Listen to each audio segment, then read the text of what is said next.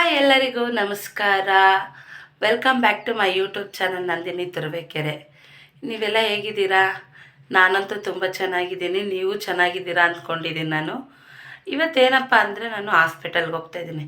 ಹಾಸ್ಪಿಟಲ್ಗೆ ಯಾಕಪ್ಪ ಅಂತಂದರೆ ನನ್ನ ಮಗಳು ಕರ್ಕೊಂಡು ಹೋಗ್ತಾಯಿದ್ದೀನಿ. ಜಯನಗರದಲ್ಲಿ ಇದೆಯಲ್ಲ, ಅದು ಇಂದಿರಾ ಗಾಂಧಿ ಹಾಸ್ಪಿಟಲ್, ಅಲ್ಲಿಗೆ ಹೋಗ್ತಾಯಿದ್ದೀನಿ. ಅವಳಿಗೆ ಪ್ರತಿ 3 ತಿಂಗಳು ಚೆಕಪ್ ಇದೆ. ಹೋದ ವಾರನೇ ಹೋಗಬೇಕಿತ್ತು ನಾನು, ಆದರೆ ಹೋದ ವಾರ ಹೋಗೋಕ್ಕಾಗಲಿಲ್ಲ. ಹಾಗಾಗಿ ಈ ವಾರ ಹೋಗ್ತಾಯಿದ್ದೀನಿ. ಗುರುವಾರ ಹೋದರೆ ಮಾತ್ರ ಡಾಕ್ಟ್ರ್ ಸಿಗೋದಲ್ಲ ನಮಗೆ. ಹಾಗಾಗಿ ಈ ವಾರ ಹೋಗ್ತಾಯಿದ್ದೀನಿ. ಒಂದು ವಾರ ಲೇಟಾಗಿದೆ, ಏನಂತಾರೋ ಅನ್ನೋ ಭಯ ಬೇರೆ. ಬ್ಲಡ್ ಟೆಸ್ಟ್ ಬೇರೆ ಕೊಡಬೇಕು.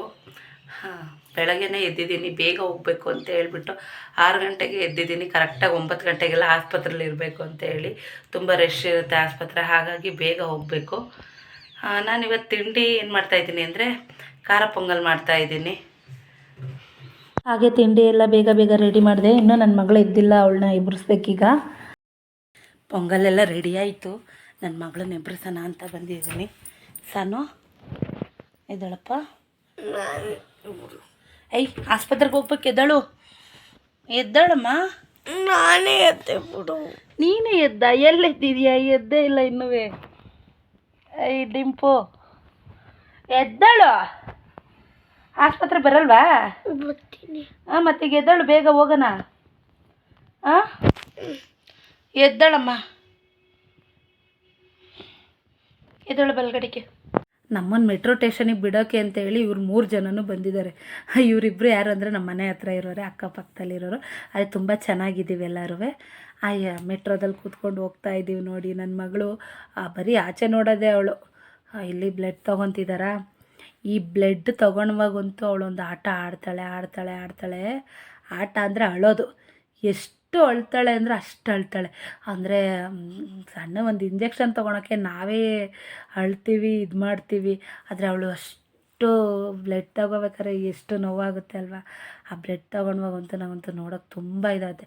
ಅವ್ರು ಹೇಳ್ತಾ ಇದ್ದಾರೆ, ಉಸಿರು ಕಟ್ಟಬೇಡ, ತೆಗಿ, ಬಾಯಿಂದ ಕೈ ತೆಗಿ ಅಂತ ಹೇಳ್ಕೊಳ್ತಾ ಇದ್ದಾರೆ. ಆದರೂ ಬ್ಲಡ್ ಎಷ್ಟೊತ್ತಾದ್ರೂ ಬ್ಲಡ್ ಎಷ್ಟು ಇದು ಮಾಡಿದ್ರು ಬ್ಲಡ್ ಬರ್ತಾಯಿಲ್ಲ. ಯಾಕಂದರೆ ಆ ಅವತಾರ ಆಡ್ತಾಳೆ ಅವಳು. ಬ್ಲಡ್ ತೊಗೋಬೇಕಾರೆ ಯಾವ ಅವತಾರ ಆಡ್ತಾಳೆ ಅಂದರೆ ಅಷ್ಟು ಅವತಾರ ಆಡ್ತಾಳೆ. ಅವಳಿಗೆ ನೋವಾಗ್ತಿದೆ ನನಗೂ ಗೊತ್ತು. ಆದರೆ 1-2 ನಿಮಿಷ ಸುಮ್ಮನೆ ಕುತ್ಕೊಂಡ್ಬಿಟ್ರೆ ಬ್ಲಡ್ ಒಂದೇ ಸತಿಗೆ ಬಂದುಬಿಡುತ್ತೆ. ಈಗ ಅದ್ರ ಬದಲು ಅಳ್ಳಾಡಿ ಬಾಯಿ ಉಸಿರು ಕಟ್ಕೊಂಡು ಅದು ಇದು ಮಾಡಿದ್ರೆ ಎಷ್ಟೊತ್ತಾದರೂ ಬ್ಲಡ್ ಮತ್ತೆ 2-3 ಕಡೆ ಚುಚ್ತಾರೆ. ಹೇಳ್ತಾ ಇದ್ದೀನಿ, ಸುಮ್ಮನೆ ಇರೆ ಅಂದರು ಅವಳು ಎಷ್ಟು ಹೇಳಿದ್ರು ಸುಮ್ಮನೆ ಇರಲ್ಲ. ನನ್ನ ಮಗಳು ಬ್ಲಡ್ ಟೆಸ್ಟಿಗೆ ಕೊಡ್ತಿದ್ದೆ ತಡ. ಅವಳು ಪಾರ್ಕಲ್ಲಿ ಆಟ ಆಡೋಕ್ಕೆ ಬರಬೇಕು. ಅವಳು ಆಸ್ಪತ್ರೆಗೆ ಬರೋದೇ ಪಾರ್ಕಲ್ಲಿ ಆಟ ಆಡೋಕ್ಕೆ. ಅರ್ಧ ಗಂಟೆ 1 ಅವರ್ ಆಟ ಆಡಿದ್ರೆ ಅವಳಿಗೆ ಸಮಾಧಾನ. ಹಾಗೆ ಇಲ್ಲಿ ಮಕ್ಕಳಿಗೆಲ್ಲ ಇವರು ಏನು ಅಂತ ನಂಗೆ ಸರಿಯಾಗಿ ಗೊತ್ತಾಗಲಿಲ್ಲ. ಕೆಲವರೊಬ್ಬರು ಹೇಳಿದ್ರು, ಆದರೆ ನಂಗೆ ಸರಿಯಾಗಿ ಅರ್ಥ ಆಗಲಿಲ್ಲ. ಆ ಶುಗರ್ ಇರೋ ಪೇಷಂಟ್ಗಳನ್ನ ಬಂದು ವಿಸಿಟ್ ಮಾಡ್ತಾರಂತೆ ಇವರು. ಆಗಾಗ ಕೆಲವೊಬ್ಬರನ್ನ ಅವರೇ ಕರೆಸ್ಕೊಂಡ್ರಂತೆ. ನಾನು ಅನಿರೀಕ್ಷಿತವಾಗಿ ಹೋದೆ. ಅಲ್ಲಿ ಹೋದ್ಮೇಲೆ ನನ್ನ ಮಗಳಿಗೂ ಗಿಫ್ಟು ಮತ್ತು ಅದೇನು ಟಾಯ್ಸು, ಆ ಬುಕ್ಕೆಲ್ಲ ಸಿಕ್ಕಿದ್ವು. ನಾವು ಈಗಷ್ಟೇ ಮನೆಗೆ ಬಂದಪ್ಪ ಹಾಸ್ಪಿಟ್ಲಿಗೆ ಹೋದರೆ ಒಂದು ದಿವಸ ಎಲ್ಲ ಅಲ್ಲೇ ಬೇಕು ನಮಗೆ. ಬೆಳಗ್ಗೆ 8 ಗಂಟೆಗೆ ಹೋಗಿರೋದಕ್ಕೆ ರಾತ್ರಿ 8 ಗಂಟೆಗೆ ಬಂದಿದ್ದೀವಿ ಮನೆಗೆ. ಯಾಕಂದರೆ ಬ್ಲಡ್ ತೆಗಿಯೋ ಹತ್ರ 1 ಅವರ್ ಕಾಯಬೇಕಾ, ಬ್ಲಡ್ ರಿಪೋರ್ಟಿಗೆ 3 ಗಂಟೆ ತನಕ ಕಾಯಬೇಕಾ. ಬ್ಲಡ್ ರಿಪೋರ್ಟ್ 3 ಗಂಟೆಗೆ ಬರೋದು, ಅಲ್ಲಿವರೆಗೂ ಡಾಕ್ಟ್ರು ನೋಡಲ್ವಾ. ಅಲ್ಲಿವರೆಗೂ ಕಾಯ್ಕೊಂಡು ಕೂತ್ಕೊಂಡ್ವಾ. ಅಯ್ಯೋ, ನಮ್ಮ ಕಾದೇ ಅರ್ಧ ಸುಸ್ತಾಗಿದೆ ಇವತ್ತು. ಅಲ್ಲಿ ಓಡಾಡೋದು ಸುಸ್ತಾಗಿಲ್ಲ. ಏನಪ್ಪ ಅಂದರೆ ನಾನು ಎಲ್ಲ ತಾಯಿದಿರಿಗೂ ಒಂದು ಮಾತು ಹೇಳ್ತೀನಿ. ಎಲ್ಲ ತಾಯಿದಿರಿಗೂ ಅಂತ ಹೇಳಲ್ಲ, ಈ ಮಕ್ಕಳ ಬಗ್ಗೆ ಸ್ವಲ್ಪ ನೆಗ್ಲೆಕ್ಟ್ ಮಾಡೋರು ಇರ್ತಾರಲ್ಲ, ಅವ್ರಿಗೆ ಮಾತ್ರ ಹೇಳ್ತಾ ಇರೋದು.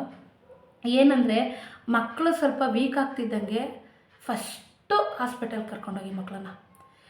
ಊಟ ಮಾಡ್ತಿಲ್ಲ, ಅದು ಇದು ಏನಾದ್ರು ಆಯಿತು ಅಂದರೆ ಸುಸ್ತು, ಆ ಥರ ಏನೇ ಬಂದರೂ ಫಸ್ಟ್ ಹಾಸ್ಪಿಟ್ಲಿಗೆ ಕರ್ಕೊಂಡೋಗಿ.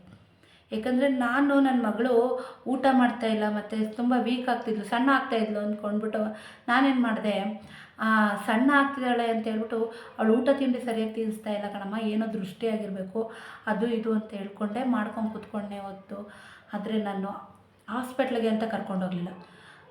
ಸತತ 3 ತಿಂಗಳು ಅದನ್ನೇ ಮಾಡ್ಕೊಂಬಂದನೇ ಹೊತ್ತು ಅವಳು ನಾನು ಆಸ್ಪತ್ರೆಗೆ ಕರ್ಕೊಂಡೋಗಲಿಲ್ಲ.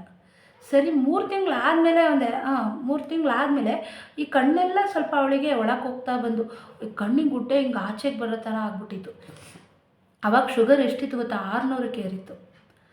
ಅವಾಗ 600 ಶುಗರ್. ನಾನು ಹಿಂಗೆ ಡಾಕ್ಟ್ರ್ ಹತ್ರ ಒಬ್ರ ಹತ್ರ ಕರ್ಕೊಂಡೋದೆ. ಅವತ್ತು ಭಾನುವಾರ ಆಗಿತ್ತು. ಯಾವ ಡಾಕ್ಟ್ರು ತೆಗ್ದಿರಲಿಲ್ಲ. ಒಬ್ಬ ಡಾಕ್ಟ್ರು ಇದ್ದರು, ಪ್ರೀತಮ್ ಡಾಕ್ಟ್ರು ಅಂತ ನಮ್ಮೂರಲ್ಲಿ. ಅಲ್ಲಿ ಹೋಗಿ ತೋರಿಸ್ದಾಗ ಈ ಸಿಮ್ಟಮ್ಸ್ ಎಲ್ಲ ಹೇಳಿದ್ವಲ್ಲ, ಹೇಗೆ ಆಗ್ತೈತೆ ಏನೇನು ಅಂತ ಹೇಳ್ಬಿಟ್ಟು ನೈಟ್ ಹೊತ್ತು ಜಾಸ್ತಿ ರೀಸಸ್ಗೆ ಹೋಗ್ತಿದ್ಲು. ಸರಿ ಅಂತ ಹೇಳ್ಬಿಟ್ಟು ಅದನ್ನೆಲ್ಲ ಹೇಳಿದ್ಕೆ ಅವ್ರು ಏನಂದ್ರು, ಶುಗರ್ ಇರ್ಬೋದು. ಸರಿ, ಆ ಥರ ಎಲ್ಲ ಏನೂ ಇಲ್ಲ ಸರ್, ಶುಗರ್ ಗಿಗರ್ ಏನಿಲ್ಲ, ಚೆಕ್ ಮಾಡಿ ಅಂತ ಹೇಳಿ ಚೆಕ್ ಮಾಡಿಸ್ದಕ್ಕೆ ಶುಗರ್ 600 ಶುಗರ್. ಸರಿ ಅಂತ ಹೇಳ್ಬಿಟ್ಟು ಅವ್ರು ಡಾಕ್ಟ್ರ್ ಹೇಳ್ದಕ್ಕೆ ನಮ್ಮ ಜೀವ ಅಲ್ಲೇ ಅರ್ಧ ಕುಸ್ತೋಯ್ತು. ನಂದು, ನಮ್ಮಮ್ಮ, ನಮ್ಮ ಅಕ್ಕ ಎಲ್ಲ ಆಸ್ಪತ್ರೆಯಲ್ಲೇ ಅಳೋಕ್ಕೆ ಸ್ಟಾರ್ಟ್ ಮಾಡಿಕೊಂಡು, ಆಸ್ಪತ್ರೆಯಿಂದ ಅಳೋಕ್ಕೆ ಸ್ಟಾರ್ಟ್ ಮಾಡ್ಕೊಂಡು ಅಮ್ಮ ಹಿಂಗೆ ಅಟ್ಕೊಂಡು ಕೂತ್ಕೊಂಡ್ರೆ ಏನೂ ಪ್ರಯೋಜನ ಇಲ್ಲ, ಫಸ್ಟ್ ಆಸ್ಪತ್ರೆಗೆ ಕರ್ಕೊಂಡೋಗಿ ಅಡ್ಮಿಟ್ ಮಾಡಿ ಅಂತ ಹೇಳಿ.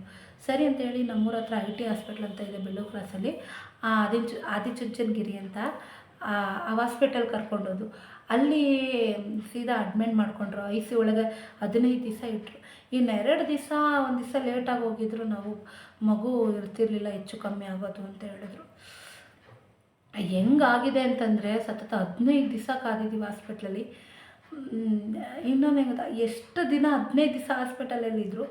ಕೆಲವೊಂದು ಸಂಬಂಧಿಕರು ಬಂದರು, ಕೆಲವೊಂದು ಸಂಬಂಧಿಕರು ಬರಲಿಲ್ಲ. ನಿಜ ಹೇಳ್ತೀನಿ, ಕಷ್ಟ ಕಾಲಕ್ಕೆ ಸಂಬಂಧಿಕರು ಆಗಲ್ಲ. ಕಷ್ಟ ಅಂತಂದ್ರೆ ನಾವೇನು ಅವ್ರೊಂದು ದುಡ್ಡು ಕೊಡಿ, ಕಾಸು ಕೊಡಿ ಅಂತ ಯಾರಿಗೂ ಹೇಳ್ತಾಯಿಲ್ಲ. ಬಂದು ಮಗು ನೋಡೋಕ್ಕೂ ಒಂಚೂರು ಬರಲಿಲ್ಲ, ಯಾರೂ ಬರಲಿಲ್ಲ. ಸರಿ, ನನಗೆ ನಮ್ಮ ಅಕ್ಕ, ನಮ್ಮ ಅಮ್ಮ, ನಾನು, ನಮ್ಮ ಯಜಮಾನ್ರು, ನಮ್ಮ ಭಾವ, ಅವ್ರು ನಾವು ಅಷ್ಟೇ ಜನ ಅವಳನ್ನು ಕಾದಿದ್ದೀವಿ. ಕೆಲವೊಬ್ಬರು ಬಂದರು, ಬಂದಿಲ್ಲ ಅಂತ ನಾನು ಹೇಳ್ತಾ ಇಲ್ಲ. ಏನು ಅಂತಂದರೆ ಇನ್ನೂ ಒಂದು ಕೆಲವಷ್ಟು ಜನ ಇದ್ದಾರೆ, ಅವರಿಗೆಲ್ಲ ಎಷ್ಟೆಷ್ಟೋ ಮಾಡಿದ್ದೀನಿ, ಎಷ್ಟೆಷ್ಟೋ ಇದು ಮಾಡಿದ್ದೀನಿ. ಮಾಡಿರೋದೆಲ್ಲ ಹೇಳ್ಕೊಬಾರ್ದು. ಆದರೆ ಒಂದೇ ಒಂದು ಸಲ ನನ್ನ ಮಗಳು ನೋಡೋಕ್ಕೆ ಯಾರೂ ಬರಲಿಲ್ಲ. ಎಲ್ಲ ಈಗಲೂ ಚೆನ್ನಾಗಿದ್ದೀವಿ, ಮುಂದೆನೂ ಚೆನ್ನಾಗಿರ್ತೀವಿ. ಆದರೆ ಕಷ್ಟಗಾಲದಲ್ಲಿ ಯಾರೂ ಬರಲಿಲ್ಲ ಅನ್ನೋದೊಂದು ಭಾರಿ ಬೇಜಾರಿತ್ತು. ಆಮೇಲೆ ಇನ್ನೊಂದೇನು ಗೊತ್ತಾ, ಚುಚ್ಚು ಮಾತುಗಳು ಏನು ಅಂತಂದರೆ, ಚಾಕ್ಲೇಟ್ ತಿಂದಿರೋಕ್ಕೆ ಬಂದಿರೋದು, ಇನ್ನೊಂದಷ್ಟು ಚಾಕ್ಲೇಟ್ ತಂದ್ಕೊಡೋಣ ಅನ್ನೋ ಮಾತುಗಳು. ಅವ್ರವ್ರ ಮನೇಲಿ ಎಷ್ಟು ಚಾಕ್ಲೇಟ್ ಇರ್ತವೆ ಅಂತ ನಾವು ನೋಡಿದ್ದೀವಿ. ಆದರೆ ಆ ಮಾತಂತೂ ತುಂಬ ಮನಸ್ಸಿಗೆ ನೋವಾಗಿದೆ. ಇವತ್ತು ನಾನು ಆ ಮಾತು ಇಟ್ಕೊಂಡು ಎಷ್ಟು ಕೊರಗ್ತಾ ಇದ್ದೀನಿ ಅಂತಾರೆ. ಮಗು ಬಂದವ್ರು ಮಗು ನೋಡಲಿಲ್ಲ, ಚಾಕ್ಲೇಟ್ ತಂದ್ಕೊಡೋಣ ಅಂತ ಕೇಳಿ. ಆ ಮಗು ಕಾಯಿಲೆ ಏನಾಗಿದೆ, ಆ ಮಗುಗೆ ಏನು ಹುಷಾರಿಲ್ಲ ಅನ್ನೋದು ಯಾರೂ ನೋಡ್ತಾ ಇಲ್ಲ. ಚಾಕ್ಲೇಟ್ ತಂದ್ಕೊಡೋಣ, ಇದಂತೂ ನನ್ನ ಮನಸ್ಸಲ್ಲಿ ಅಷ್ಟಿಷ್ಟು ಕೊರೆದಿದೆ. ಆ ಮಗುಗಾಗಿರೋದಕ್ಕಿಂತ ಈ ಜನಗಳು ನಾನು ಮಾತಾಡ್ತಾರಲ್ಲ, ನಿಮ್ಮ ತಾಯಿ ಮನೆಗೆ ಬಿಟ್ಟಂಗಾಯ್ತು, ನೀವು ಚಾಕ್ಲೇಟ್ ತಿನ್ಸಂಗಾಯ್ತು, ಆ ಮಾತುಗಳಂತೂ ಕೇಳಿ ಸಿಕ್ಕಾಬಟ್ಟೆ ನೋವಾಗಿದೆ ನನಗೆ. ಸರಿ, ಅಂದವ್ರನ್ನ ಭಗವಂತ ನೋಡ್ಕೊತಾನೆ, ನಾವೇನು ಮಾತಾಡಬಾರ್ದು. ಯಾರೂ ಮಗು ಕಾಯಿಲೆ ಬರಲಿ ಅಂತ ಹೇಳಿ ಚಾಕ್ಲೇಟು ಮತ್ತು ಐಸ್ ಕ್ರೀಮು ಯಾರೂ ಕೊಡಿಸಲ್ಲ. ಅವ್ರವ್ರ ಮನೇಲಿ ಎಷ್ಟೆಷ್ಟು ಚಾಕ್ಲೇಟ್ ಇರ್ತವೆ, ಅವ್ರವ್ರು ಏನು ಅಂತ ನಾನು ನೋಡಿದ್ದೀನಿ. ಆ ಮಾತು ಇನ್ನೂ ಮನಸ್ಸಲ್ಲಿ ಕೊರಿತಾ ಐತೆ ನನಗೆ.